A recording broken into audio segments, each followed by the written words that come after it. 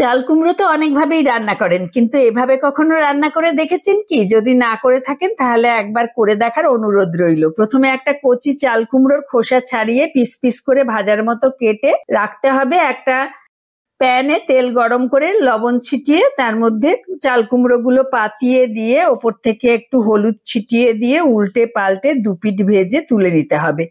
এবার একটা মিক্সির বাটিতে সাদা আর কালো সর্ষে, নুন আর হলুদ দিয়ে প্রথমে জল ছাড়া পিষে নিয়ে তার মধ্যে 4 চামচ নারকেল কোড়া দিয়ে জল দিয়ে একটা মিহি পেস্ট তৈরি করে রাখতে হবে।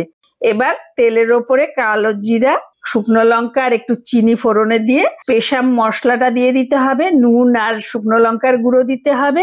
নেড়ে চেড়ে ভাজা চাল কুমড়ো গুলো দিয়ে দিতে হবে, একটু জল দিতে হবে আর কাঁচা লঙ্কা দিতে হবে। ঢেকে সবটা ভালো করে রান্না করে নিয়ে শেষে একটুখানি ধনেপাতা কুচি দিয়ে নেড়ে চেড়ে নামিয়ে নেবেন।